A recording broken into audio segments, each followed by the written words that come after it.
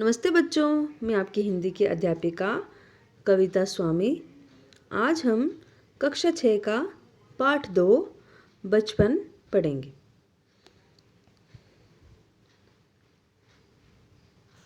हम पाठ पढ़ने से पहले कवि परिचय के बारे में जानेंगे।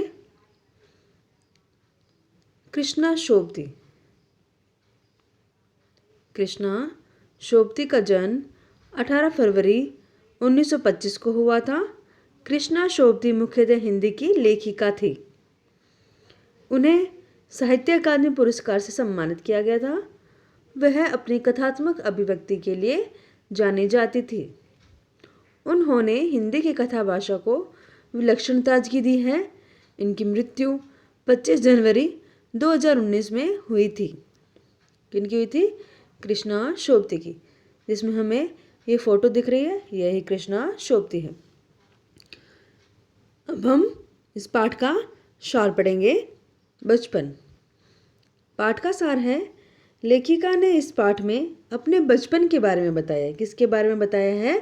अपने बचपन के बारे में। लेखिका का जन्म पिछली शताब्दी में हुआ था। पिछली शताब्दी का अर्थ क्या हो गया? पहले वाली शताब्दी में। शताब्दी का अर्थ क्या होता है? 100 वर्षों का समय। अभी लेखिका की उम्र दादी नानी जितनी होगी। कितनी होगी? दादी नानी जितनी। बचपन से लेकर अब तक उनके पहनावे में बहुत परिवर्तन आए हैं। बचपन में वह रंग बिरंगे कपड़े पहनती थी, जैसे नीला, जामुनी, ग्रे, काला, चॉकलेटी, परंतु अब वह सफ़ेद रंग के कपड़े पहनती है।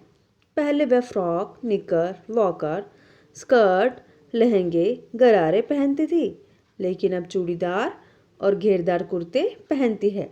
बचपन के कुछ फ्रॉक अभी भी उन्हें याद हैं। इसमें से मूल्यांकन प्रश्न करेंगे ताकि हमारा पाठ अच्छे से क्लियर हो जाए। प्रश्न 1 है हमारा, लेखिका स्वयं को सयाना क्यों महसूस करने लगी थी? उत्तर लिखेंगे, उम्र में बड़ा होने के कारण व पढ़ लिखकर समझदार बन जाने के कारण लेखिका स्वयं को सयाना महसूस करने लगी थी, है ना। प्रश्न नंबर 2 है हमारा, लेखिका बचपन में कैसे कपड़े पहनती थी? उत्तर है, लेखिका बचपन में रंग बिरंगे कपड़े पहनती थी, है ना। प्रश्न 3 है, लेखिका का मन अब कैसे कपड़े पहनने को करता है? लेखिका का मन अब सफ़ेद रंग के कपड़े पहनने को करता है। प्रश्न नंबर 4 है, लेखिका कौन से वस्त्र पहनती है? उत्तर लिखेंगे, लेखिका अब चूड़ीदार और घेरदार कुर्ते पहनती है। ये सारे प्रश्न हमारे पहले पैरे में से बनाए हैं, ठीक है, ताकि हमें ये अच्छे से समझ में आ जाए। दूसरा है, उन्हें अपने मोजे और स्टॉकिंग भी याद हैं। स्टॉकिंग किसे कहते हैं? लेखिका को अपने मोजे व स्टॉकिंग भी याद हैं। स्टॉकिंग जो मैं सबसे ऊपर रंग दिखाई दे रही है, इन्हें स्टॉकिंग कहते हैं, ठीक है।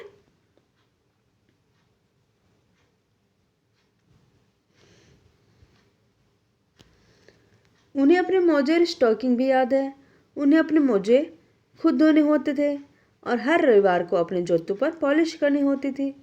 उन्हें नए जूते से ज़्यादा पुराने जूते पहनना पसंद था, क्योंकि नए जूते पहनने से पैरों में छाले हो जाते थे।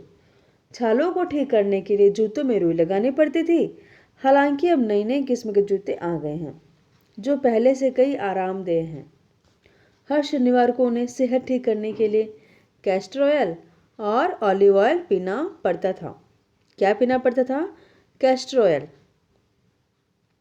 कैस्टर ऑयल का अर्थ क्या होता है? अरंडी का तेल। और ऑलिव ऑयल का अर्थ क्या होता है? जैतून का तेल। वह उन्हें हर शनिवार को पीने पड़ते थे। अब इसमें से हम इस पैरे से हम कुछ प्रश्न करेंगे ताकि ये हमारा पहरा अच्छे से हो जाए, ठीक है। तो आप इन प्रश्नों को ध्यान से देखें। आजकल कैसे जूते आ गए हैं? प्रश्न नंबर 1 है हमारा, आजकल कैसे जूते आ गए हैं? उत्तर लिखेंगे, आजकल नए नए किस्म के जूते आ गए हैं। प्रश्न नंबर 2 है, लंबी सैर पर जाने से पहले लेखिका अपने पास क्या रखती थी? उत्तर लिखेंगे, लंबी सैर पर जाने से पहले लेखिका अपने पास रुई रखती थी। जिससे छाले होने पर अपने जूते में लगा सके। प्रश्न नंबर 3 है, लेखिका को क्या करना अच्छा लगता था? उत्तर लिखेंगे, लेखिका को अपने जूतों पर पॉलिश करना अच्छा लगता था। प्रश्न नंबर 4 करेंगे, सेहत ठीक करने के लिए लेखिका को क्या पीना पड़ता था? उत्तर लिखेंगे, लेखिका को सेहत ठीक करने के लिए कैस्टर ऑयल व ऑलिव ऑयल हर शनिवार को पीना पड़ता था, है ना। इससे अगला पैरा पढ़ेंगे हम। उन दिनों रेडियो और टेलीविज़न नहीं था, केवल कुछ घरों में ग्रामोफोन था। ग्रामोफोन किसे कहते हैं? ग्रामोफोन जो सबसे ऊपर हमारी ड्राइंग है, जो हमारा चित्र है, वो ग्रामोफोन का ही है ना। कौन सा है ग्रामोफोन? ये है ग्रामोफोन।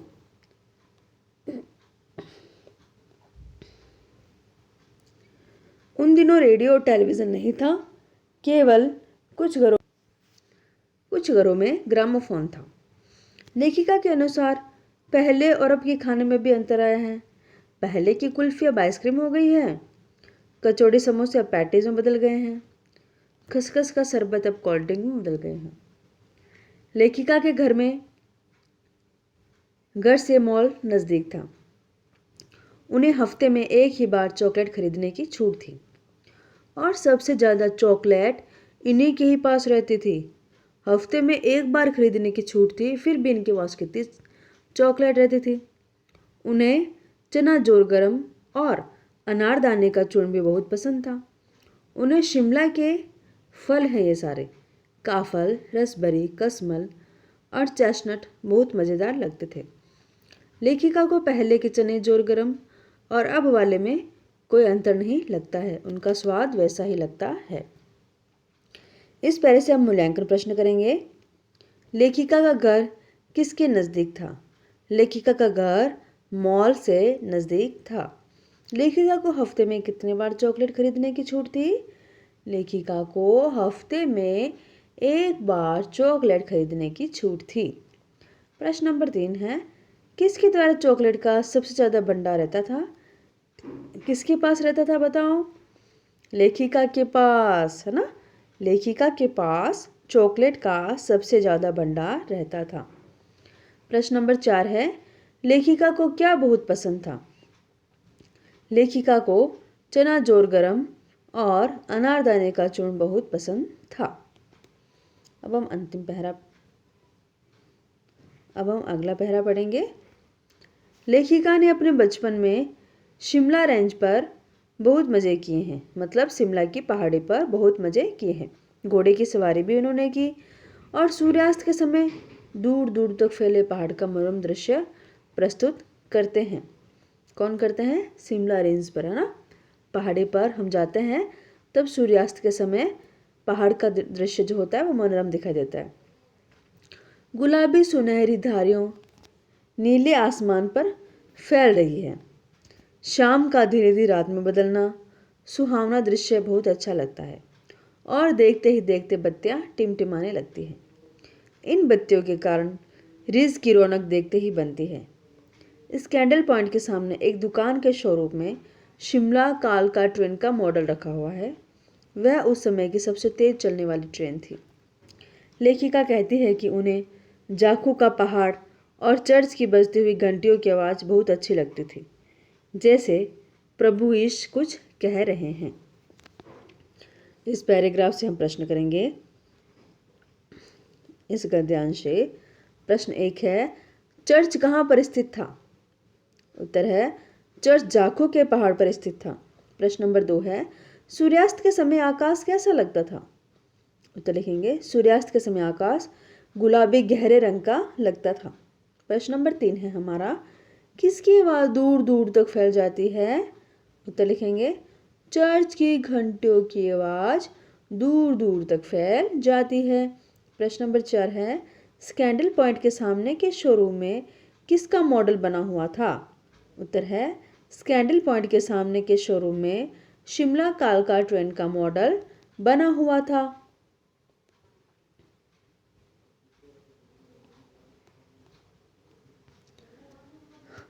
आगे बढ़ेंगे हम। अंत में लेखिका कहती है कि टेबल लैंप की हल्की रोशनी में काम करने के कारण उनकी आंखें कमज़ोर हो गई, जिसके कारण उन्हें चश्मा लग गया। शुरू शुरू में चश्मा लगाना अटपटा सा लगता था। डॉक्टर ने आश्वासन दिया था कि कुछ दिनों में उनका चश्मा उतर जाएगा, परंतु वे आज तक भी नहीं उतरा। जिसकी जिम्मेदार कौन है? लेखिका खुद है। जब पहली बार उन्होंने चश्मा लगाया था तब उनके भाई उन्हें चिढ़ाते थे, लेकिन समय के साथ साथ वह चश्मा उनके साथ घुल मिल गया। अब उन्हें चश्मे के साथ साथ रंग बिरंगी हिमाचली टोपियाँ भी पसंद है। उनके एक चचेरे भाई उन्हें चिढ़ाते हुए कहते हैं कि आँख पर चश्मा लगाया है ताकि सूझे दूर की, यह नहीं लड़की को मालूम कि सूरत बनी लंगूर की। वे उन्हें लंगूर की सूरत कह कहकर चिढ़ाते थे। अब इस पद्यांश से हम प्रश्न करेंगे।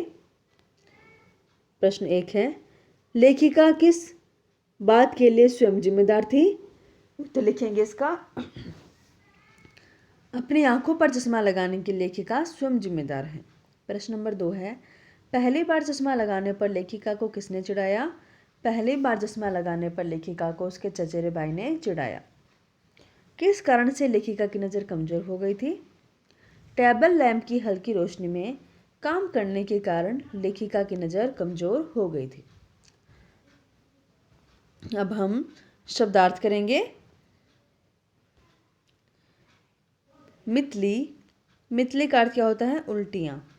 मितली का अर्थ क्या होता है? उल्टियाँ। शताब्दी, शताब्दी का अर्थ क्या होता है? 100 साल का समय।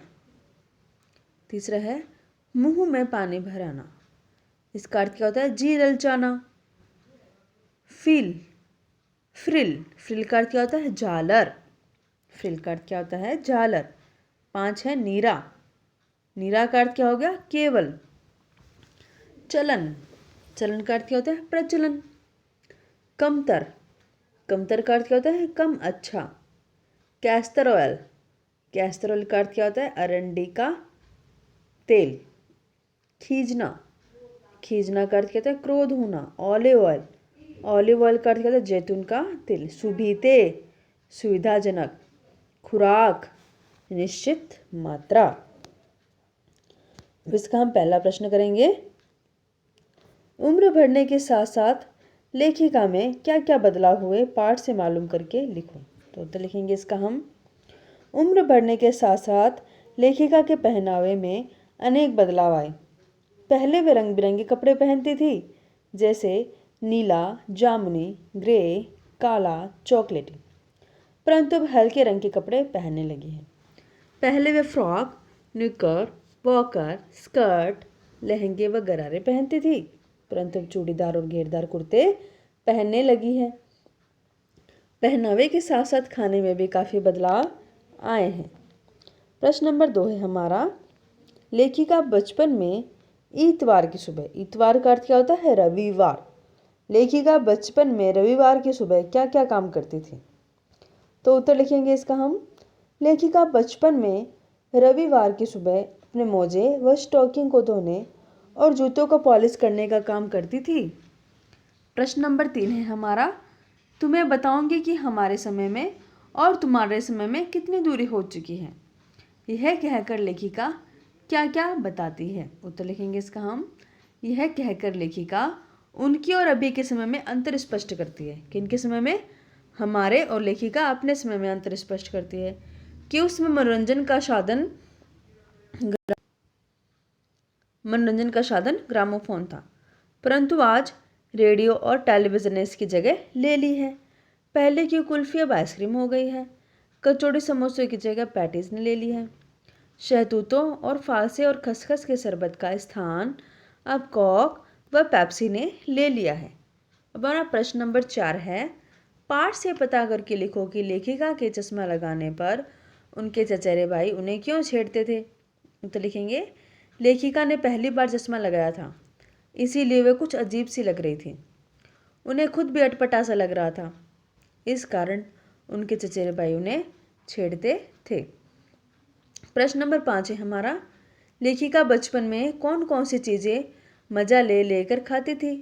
उनमें से प्रमुख फलों के नाम भी लिखो।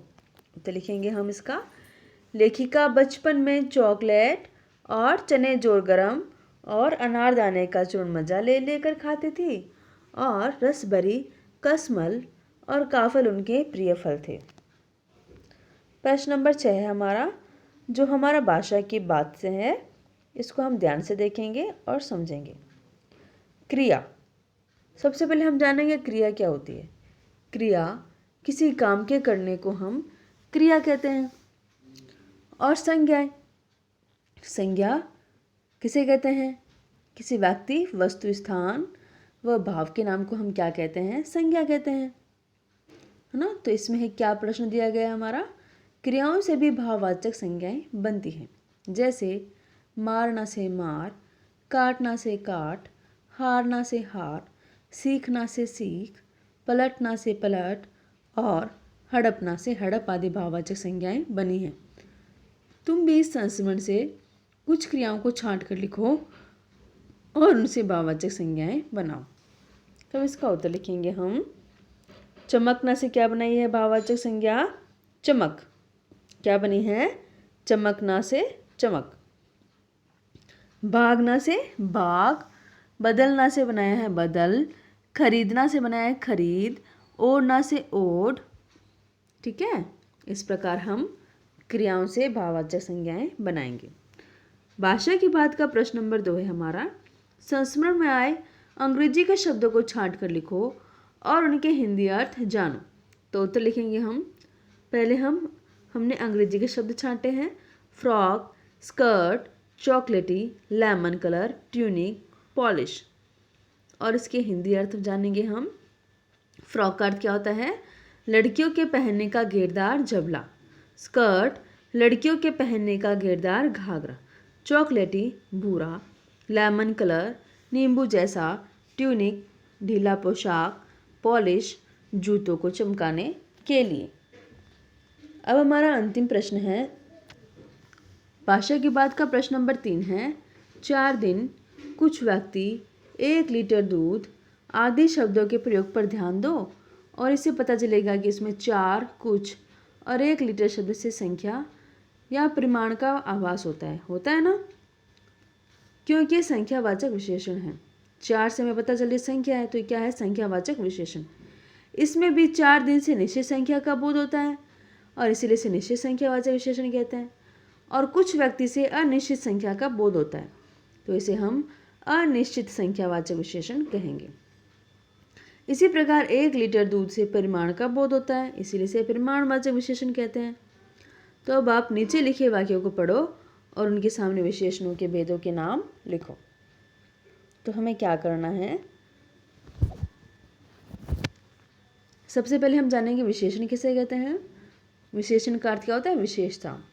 और विशेषण के 4 भेद होते हैं। कौन कौन से होते हैं? गुणवाचक विशेषण, संख्यावाचक विशेषण, परिमाणवाचक विशेषण और सार्वनामिक विशेषण, जिसमें से संख्यावाचक विशेषण और परिमाणवाचक विशेषण के भी 2-2 भेद होते हैं, जिसमें निश्चित और अनिश्चित संख्यावाचक विशेषण, वैसे ही अनिश्चित परिमाणवाचक और निश्चित परिमाणवाचक विशेषण इनके भेद होते हैं। तो इसमें प्रश्न करेंगे हम पहला, मुझे 2 दर्जन केले चाहिए। तो उत्तर लिखेंगे इसमें हम 2 दर्जन से पता चल रहा है ना, इसको हम काउंट कर सकते हैं, इनको हम गिन सकते हैं। तो ये किस में आ जाएगा? निश्चित संख्यावाचक विशेषण में आ जाएगा। ख है 2 किलो अनाज दे दो। 2 किलो किस में आएगा? निश्चित परिमाणवाचक विशेषण में आएगा। ग, कुछ बच्चे आ रहे हैं। तो उत्तर लिखेंगे इसमें हम, कुछ बच्चे आ रहे हैं, बच्चों को हम गिन सकते हैं, है ना। तो ये किस में आ जाएगा? अनिश्चित संख्यावाचक विशेषण में आ जाएगा। ग है तुम्हारा सारा प्रयत्न बेकार रहा। उत्तर लिखेंगे तुम्हारा किस में आ जाएगा? सार्वनामिक विशेषण में आ जाएगा। च है तुम्हारा नाम बहुत सुंदर है। उत्तर लिखेंगे बहुत गुणवाचक विशेषण में आएगा। धन्यवाद।